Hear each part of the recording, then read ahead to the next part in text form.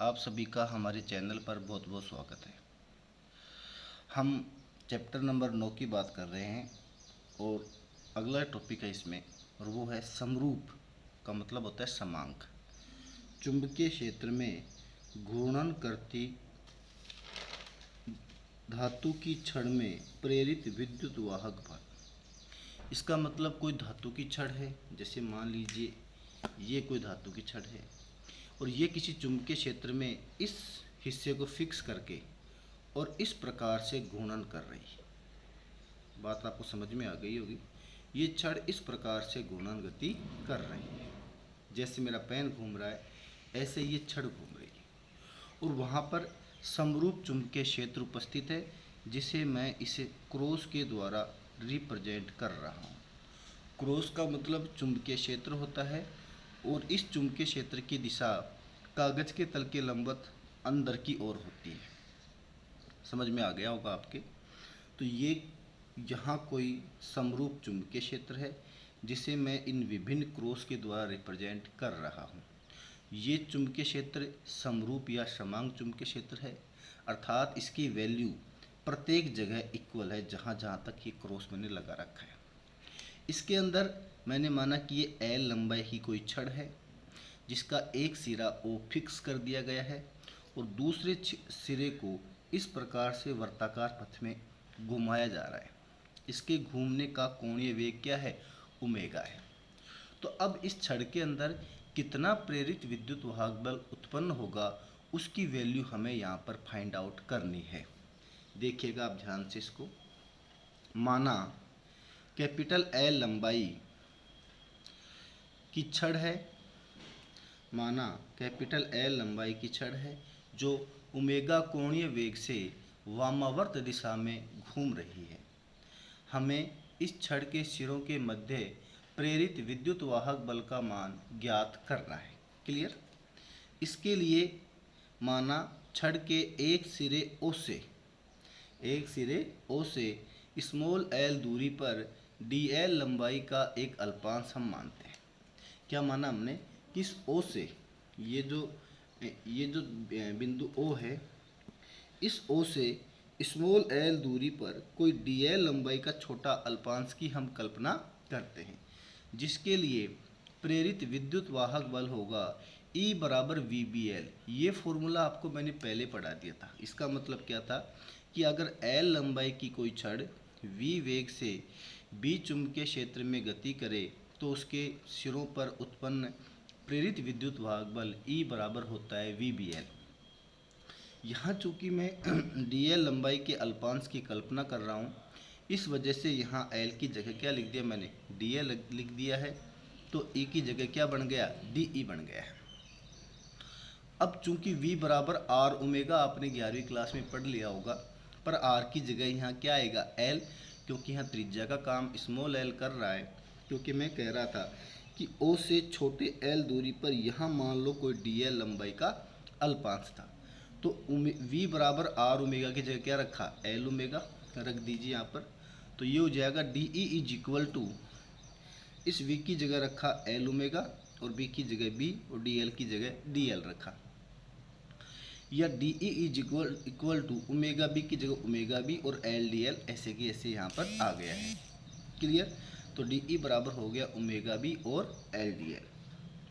संपूर्ण छड़ के लिए समाकलन करने पर ये विद्युत वाहक बल आया है केवल उस डी एल लंबाई के अल्पांश के कारण उत्पन्न विद्युत वाहक बल, लेकिन हमें तो संपूर्ण छड़ की बात करनी है और संपूर्ण छड़ के लिए इसका क्या करेंगे हम? समाकलन। और इसका समाकलन हमने कर लिया और ये हो गया अब कि समाकलन D E is equal to समाकलन omega B L D L, और समाकलन की लिमिट होगी 0 से कैपिटल एल, क्योंकि छड़ की जो लंबाई थी वो हमने कैपिटल एल मानी थी। क्लियर? तो डी ई का समाकलन होता है कैपिटल ई के बराबर, ओमेगा बी को मैंने बाहर निकाल दिया और L का सब समाकलन करेंगे तो L का समाकलन होता है L स्क्वायर बटे 2 और लिमिट होगी 0 से कैपिटल L तक। तो E बराबर ओमेगा बी हो गया, L की वैल्यू L रखी तो हो गया L स्क्वायर अपॉन 2 माइनस का 0, और ये हो गया E बराबर 1/2 ओमेगा बी एल स्क्वायर। ये उस एल लंबाई की छड़ में उत्पन्न प्रेरित विद्युत वाहक बल का फॉर्मूला है। आगे समझिए इसको कि हम जानते हैं कि ओमेगा बराबर क्या होता है भाई, 2πf होता है, जहाँ f क्या है, उसके घूमने की आवृत्ति है, उस छड़ के घूमने की आवृत्ति है। तो आप यहाँ पर इस ओमेगा की जगह 2πf रख दीजिए, तो E बराबर हो गया 1/2 की जगह 1/2, ओमेगा की जगह रख दिया 2πf, और ये b की जगह b और एल स्क्वायर की जगह एल स्क्वायर। 2 से 2 कट गया, तो यहाँ पर क्या बच गया, आप देखो b पहले लिख दिया मैंने, ये पाई एल स्क्वायर मैंने बाद में लिखा और f का f लिखा। अभी पाई एल स्क्वायर क्या है, ये पाई एल स्क्वायर है वो जो छड़ घूम रही थी एल लंबाई की छड़, उसके द्वारा घेरा गया क्षेत्रफल है पाई एल स्क्वायर। तो जिसको मैंने लिख दिया पाई एल स्क्वायर बराबर कैपिटल ए, जिसको मैं उस वर्त के क्षेत्रफल के रूप में रिप्रेजेंट कर रहा हूँ। तो ये हो जाएगा पाई एल स्क्वायर बराबर ए। तो E बराबर हो गया B की जगह B, इसकी जगह A और F की जगह F। तो ये एक सिंपल सा सूत्र हमें प्राप्त हो गया कि E बराबर BAF। तो उस छड़ में जो उत्पन्न चुंबकीय क्षेत्र था उसकी वैल्यू उस छड़ में उत्पन्न जो प्रेरित विद्युत वाहक बल था उसकी वैल्यू हमने यहाँ पर फाइंड आउट कर ली है। अगला टॉपिक देखिए, समरूप चुंबकीय क्षेत्र में घूर्णन करती धातु की चकती में प्रेरित विद्युत वाहक बल। धातु की चकती की बात हम कर रहे हैं। देखो पिछला टॉपिक तो हमने बात किसकी की थी, हमने स्मॉल एल कैपिटल एल लंबाई की छड़ की बात की थी, और अब यहाँ हम कर रहे हैं कि मान लो कोई समरूप चुंबकीय क्षेत्र ये क्रॉस क्रॉस है, इस समरूप चुंबकीय क्षेत्र में कोई धातु की चकती ओमेगा कोणीय वेग से अगर घूमे तो क्या परिस्थिति बनेगी। पहले तो मैं आपको बता दूं कि चकती वास्तव में होती क्या है। चकती वास्तव में जैसे जो सीडी आती है जिसमें अपन गाने वगैरह प्ले करते, सीडी डीवीडी आती है, उसके तो बीचों बीच एक छिद्र आता है, उस छिद्र को अगर हम बंद कर दें तो वो एक चकती है, डिस्क है। क्लियर। तो इस प्रकार से अगर वो घूमे, यहाँ चकती घूमे ओमेगा कोणीय वेग से, तो भी उस चकती में प्रेरित विद्युत वाहक बल उत्पन्न होगा। तो ये जो पोजीशन है उस पोजीशन को हम पिछले वाले टॉपिक की पोजीशन के समकक्ष मान सकते हैं। फर्क इतना है, वहाँ हमने इसको L बताया था, यहाँ इसको हम R बता रहे हैं। तो सेम वही टॉपिक आप यहाँ पर रिपीट कर सकते हो कि बस वहाँ L की जगह यहाँ R सब्स्टिट्यूट करते हुए आपको वो टॉपिक यहाँ लिखना है। देखिए इसमें आ गया, माना कैपिटल R त्रिज्या की एक चकती है जो ओमेगा कोणीय वेग से चुंबकीय क्षेत्र B में घूम रही है। वही बात आ गई। इस चकती को अनेक छड़ों से मिलकर बना मान सकते हैं। ऐसा मान सकते हैं कि इस चकती में कई सारी छड़ें हैं, प्रत्येक छड़ की लंबाई चकती की त्रिज्या कैपिटल R के बराबर होगी। जो छड़ है, प्रत्येक छड़ जो है उसकी लंबाई जो है वो चकती की त्रिज्या R के बराबर होगी। तो प्रत्येक छड़ के सिरों पर उत्पन्न विद्युत वाहक बल होगा, और वो विद्युत वाहक बल होगा E बराबर 1/2 omega B capital R square बराबर BAF।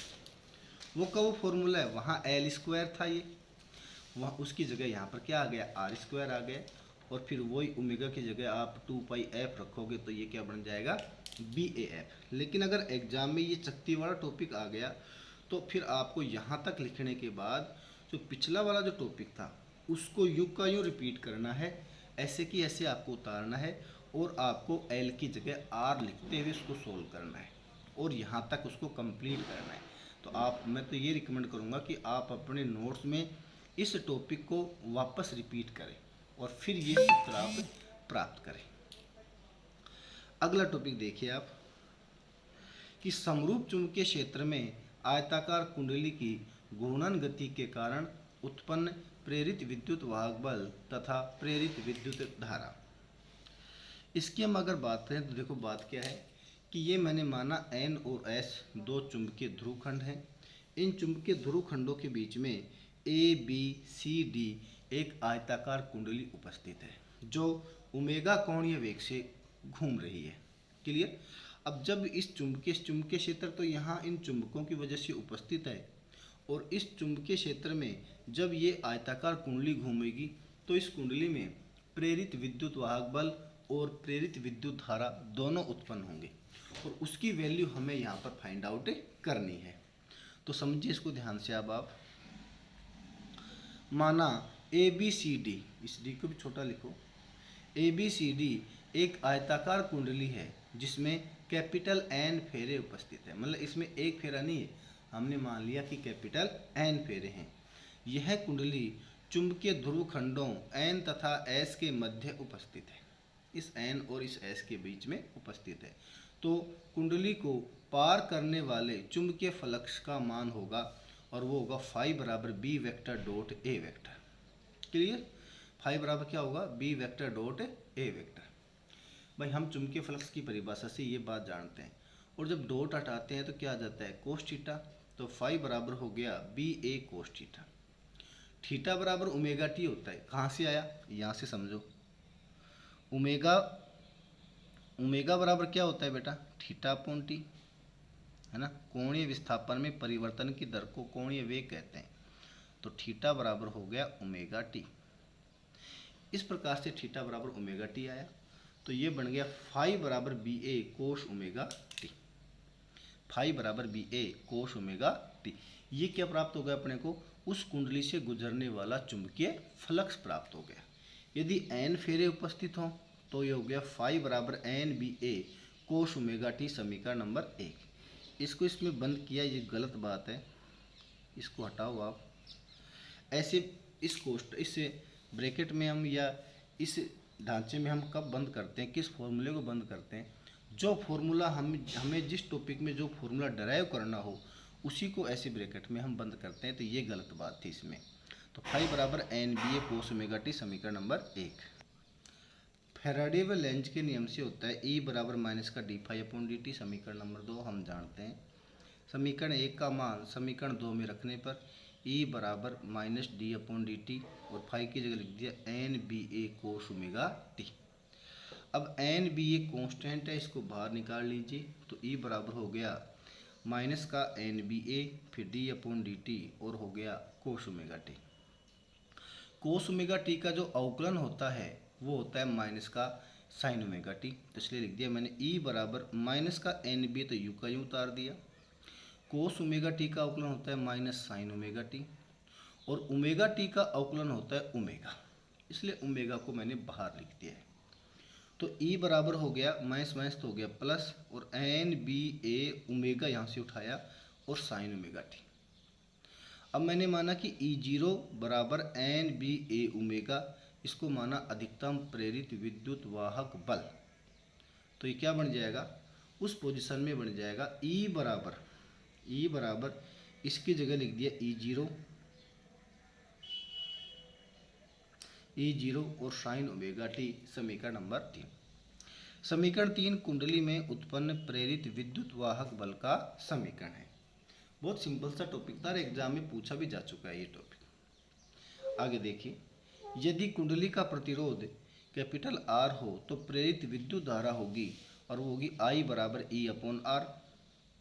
समीकरण 3 से ई की जगह ये वैल्यू रख दो आप। तो आई बराबर हो गया E zero sine omega T upon capital are.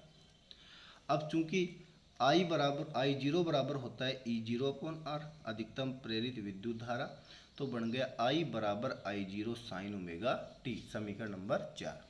तो इस प्रकार से इस टॉपिक में हमें अधिकतम प्रेरित विद्युत वाहक बल, ये फॉर्मूला, और उत्पन्न प्रेरित विद्युत वाहक बल और उत्पन्न प्रेरित विद्युत धारा का फॉर्मूला हमें इस टॉपिक में निकालना था, वो हमने यहाँ पर निकाल लिया है। और नीचे लिखा है समीकरण 4 प्रेरित विद्युत धारा को व्यक्त करता है। इसका मतलब हमने इस टॉपिक में प्रेरित विद्युत वाहक बल और प्रेरित विद्युत धारा की वैल्यू को हमने फाइंड आउट कर लिया है, और ये टॉपिक हमारा कंप्लीट हो गया है। अगर इस टॉपिक में आपको किसी प्रकार कोई डाउट है तो आप कमेंट सेक्शन में जाकर मुझसे पूछ सकते हैं। इसके अलावा कई वीडियोज़ के लिंक में मैंने मेरे व्हाट्सएप का लिंक उपलब्ध करवा रखा है, आप व्हाट्सएप से वहाँ ज्वाइन करें और वहाँ पर मुझसे जो भी आपकी क्यूरी है वो पूछ सकते हैं। धन्यवाद।